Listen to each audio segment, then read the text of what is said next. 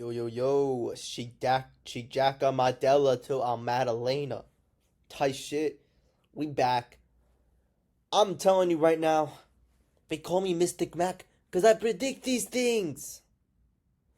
Bro, I'm telling you.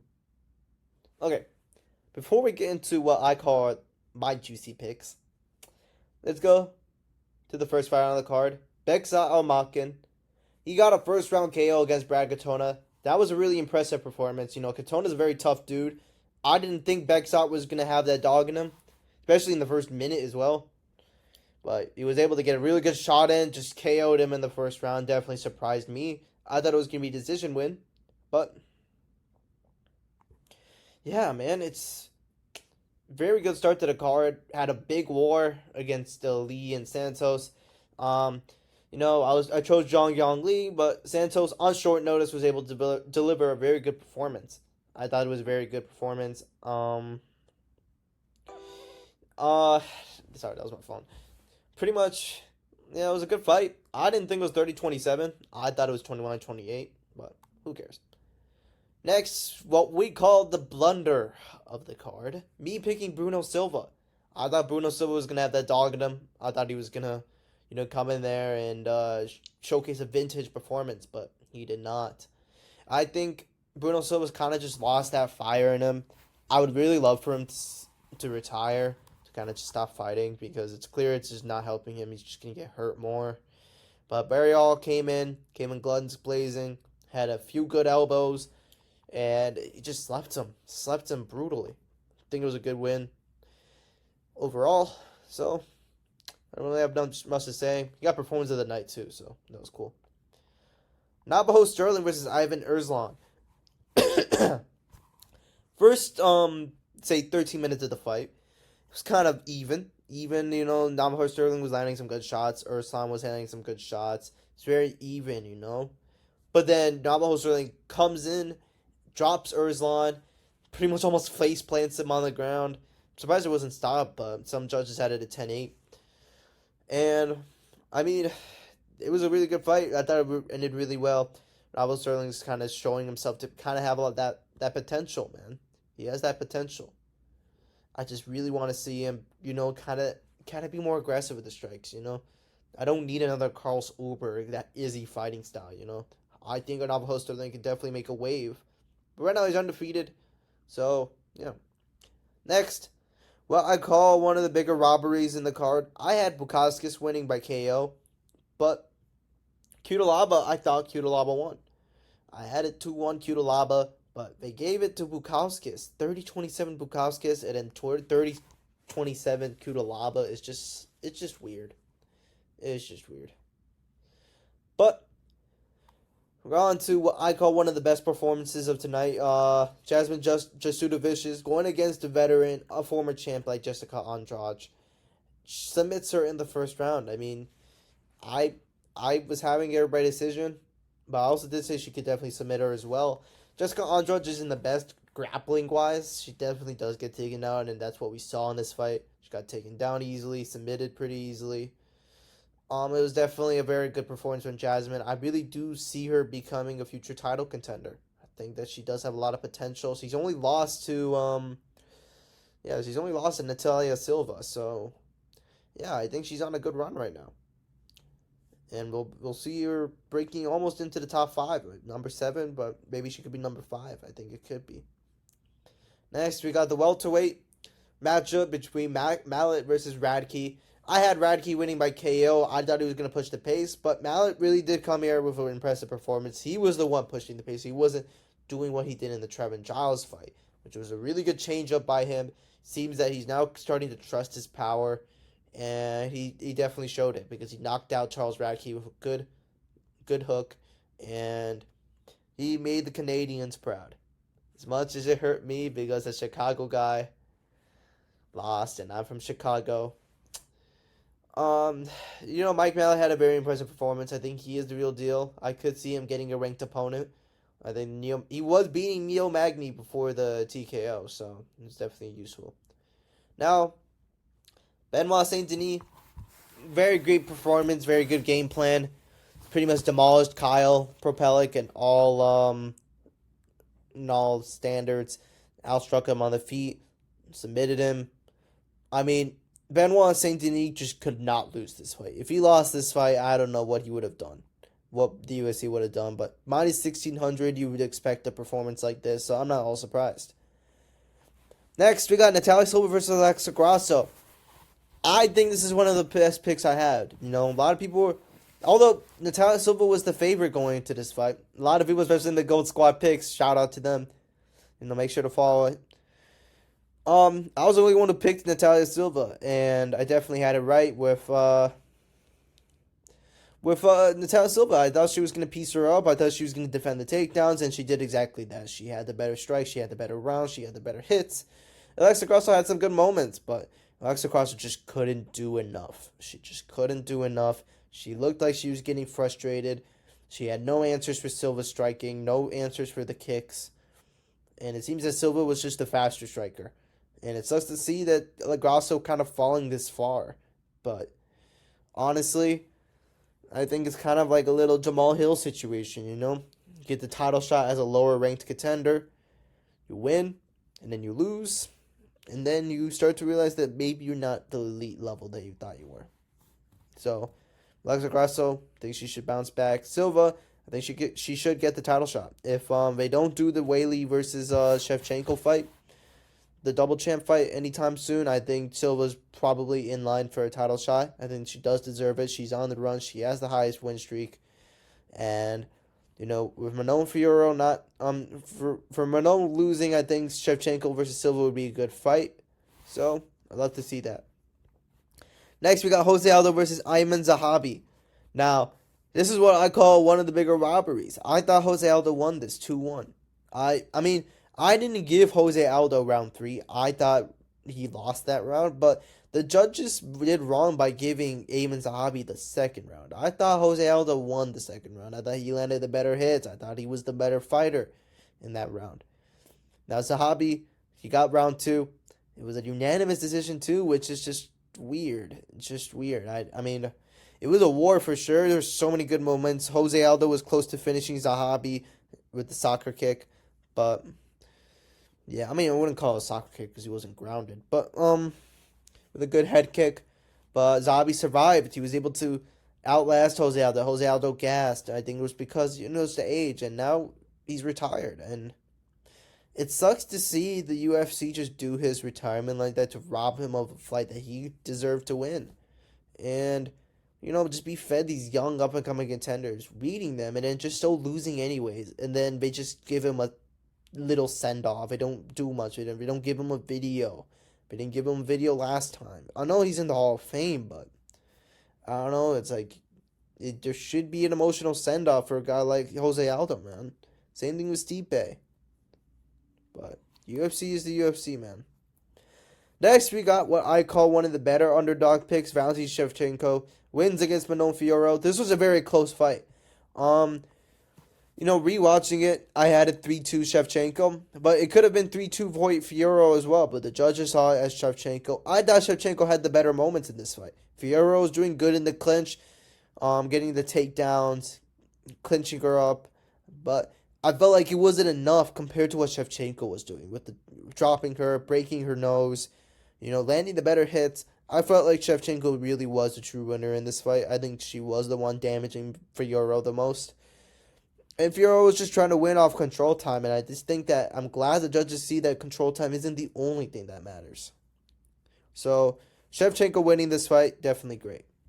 So, I'd love to see that. I'd love to see her fight Zhang Weili. She just fought Tatiana Suarez. They both have a potential fight coming up. I know they have both number one contenders now with Virna Jandiroba and then Natalia Silva. So I don't know what else is going to happen. They're just always going to be new contenders. But I think we should set up that double champ fight. Sometime maybe in Madison Square Garden. I would love to see that fight. Imagine a fight between that. That would be between the two best, most entertaining female fighters. I think that would be a really good fight. Next, now what I call the best pick of tonight. JDM is now the welterweight champion. Now, what I said before was that JDM was going to piece up Bilal. I thought JDM was the better striker. I didn't think Bilal was going to have much success on the feet. And I didn't think that JDM was going to be so threatened on the ground. But it was clear that JDM was the better striker. JDM defended most of the takedowns. I mean, 33% takedown defense. I mean, 66% takedown defense. Very good. Very good takedown defense against a guy like Bilal. And Bilal, he has the cardio. He has the heart of a champion. I mean, let me be real. I'm not shitting on Bilal. I thought he did very well in this fight. I thought he made it competitive. He made it competitive. There were so many fights. There were so many times where I thought Bilal was close to being finished, and he just kept fighting. He isn't the guy who got knocked out by Luka anymore. This is a motivated Bilal, and although he lost the fight, although he's not champion, I still think he's one of the elite in his division. I'm glad he hasn't retired yet. So I thought this was going to be a retirement fight for Bilal. I think if he lost this, he would have got retired. But he didn't. And I'm kind of glad because I think Bilal Muhammad's still pretty good. For his age, I think he's pretty good. Now, usually for the main event, for these events, I already said I wanted to match up Shevchenko and Wei Li, so that's the fight. But for JDM, who I want him to fight next is obviously Islam. I think Islam's already said that he's going to go up for the double champ. I think the UFC is interested in a double champ fight. I love to see this for an August pay-per-view. I'd love it to be an Australian pay-per-view because JDM deserves it. He deserves to be in home turf. And, I mean, I think this is a good fight. I think JDM has proven that he is a really elite fighter. He can box, he can strike, he can KO you, he can defend the takedowns and be really good on the ground as well. I think Craig Jones in his arsenal is definitely a very great observation to make. I mean, the Craig Jones system works. The instructionals do work. I mean, maybe he wasn't lying when he said JDM submitted Craig. I mean, he did really well against Bilal. Way better than a lot of people expected. But I was not sleeping on him. I knew he would have that. I knew he would have that heart. I knew he would have the striking. And not only did he outstrike Bilal, he destroyed Bilal. He made Bilal look hopeless in a lot of situations, especially in the fifth round. He was getting controlled on the ground for a bit, and it seemed like Bilal was turning the tide. But then JDM hits him with a really good shot, really good knee, and it was just over from there. But really great win for JDM. They call me Mystic Mac because I predict these things. But yeah, JDM for the win. I'm glad this is the fight that was made. I thought this was one of the best fights we've seen. Yeah, honestly, I think this was a really good war. Bilal Muhammad having an entertaining fight. Very, very surprising. But both of these guys delivered well. They both made the fight entertaining. It wasn't just a one-sided beatdown. Both had very good moments. But JDM was the one in control. So, I mean, I would love for Bilal Muhammad. I'm really interested to see like who should he fight? I mean, there's a lot of good names. I mean, there's Sean Brady, there's Shafkat, there's Ian Gary. It's just to see. I mean, here's the thing: does Bilal deserve a title eliminator for only being a champ for one time for just a few for not having any defenses? I don't know. Maybe he does deserve a title eliminator. I think the best title eliminator to make right now is Bilal versus the winner of Usman versus Buckley. That is the fight to make. I think Buckley isn't at the point where Usman versus Buckley is a title eliminator, but I think the winner should get a title eliminator. If Usman wins, I think Usman versus Bilal would be a great fight to see. You know, they have that beef, they have that history, they don't like each other, and they're both great wrestlers with pretty good striking.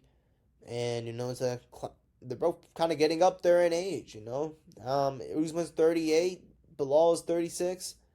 I think it would be a great fight. But I think Buckley's going to win that fight. And I think Buckley versus Bilal, I love to see that for a title eliminator. Number 1 versus number 4, potentially. I mean, that's a great fight to see. I would love to see that fight. So, for Bilal, I'd like to see him fight the winner of Buckley versus Usman. For JDM, I love to see him fight Islam. I think he has a very good chance to beat Islam. I mean, he has shown that he can defend the grappling. He can do this, and he's only getting better. He's 28 years old. He's way younger than a lot of these guys like Islam, And this is 170. He's a big guy. I mean, He looks like a big guy compared to Bilal, and Bilal is a pretty big guy himself. So, I mean, I know why people will choose Islam. I know Islam is gonna be a favorite in this fight. I think JDM can beat Islam. I'm gonna be here to first say it. I think JDM beats Islam. I think Islam, although at 155 he is very good. He is so good. He is so elite. He's so much better than so many of the contenders there. But at 170, it's different. The power is different. The strength size is different. The size is different. JDM isn't a Moicano. He's not a Poirier. He's not like an Ilya, or he's a JDM. The guy's 5'11". He's probably almost 200 pounds. He's big. He's gonna be bigger than Islam. He's gonna have better striking than Islam. He's gonna have more power. And if he defends Islam's takedowns, Islam does have some good takedowns, but if he was able to defend most of Bilal's, I think he can improve and really show a lot of levels in the Islam fight. I think this is going to be a harder fight for him. And here's the thing: Islam got dropped by Volk, a 145er. If Volk can drop Islam, JDM has a very good chance to chin Islam. Not chin him, but he can definitely give Islam a ton of problems. Bilal has a chin of steel. Let's be real. Man was getting hit by some good shots, and he proved that he has some good hands. And I mean, JDM has some power. He was beating up Bilal, making his face all swollen. He had the lip injury as well. I mean, JDM is just really good. He is elite. I didn't think he would do this well. I thought it would be a very close fight, but it wasn't close. It wasn't close. I think the first 3 rounds JDM took easily. And then the 4th round I gave to Bilal. And then the 5th round was just domination from JDM. After getting controlled for a bit, he got up and he wobbled Bilal. He almost had him in trouble, almost finished him as well, just bloodied him up. I mean, JDM proved he is elite. And he's only getting better. He's 28 years old. He's still entering his prime. He's still getting better. He's young. Islam's only getting older. I mean, I'm not saying that Islam is an old guy. He's only 33, I think. But it's not like Islam is still in his prime. He's exiting his prime now. 33, 34, that's still exiting their prime. But Jack Del Maddalena hasn't even reached it yet. He's still got 3 years left until he reaches his prime. So, I mean, I'd love to see that fight. I think that would be a really good fight. I have JDM winning. If you call me crazy, but I mean, I was called crazy for thinking he would win against Bilal, and he did. And he did. So, yeah, I mean, I like this. I like this fight. Anyways, this was a really good card. I like this card. Although there were a lot of decisions. There were a lot of good wars. There were a lot of fights that were entertaining. The Jose Aldo fight, the Silva fight, the Radke Mallet fight was pretty good. Some good finishes. Jack Della Maddalena, Muhammad delivering fight of the night. So many good fights there. I think it was really good. Really good performances from a lot of people. I think this was one of the better Canada cards we got. And it's surprising because it's a Bilal Muhammad card. And it was one of the better Canadian cards. I think this is way better than 297 and 289. That's for sure. I think this is way better than those cards. Way better. Not even on the same level. So, we'll see. And anyways, Bedtime MMA is now my new favorite YouTuber. So, yeah. Let's fucking get it. Sick cunts. All the way from down under.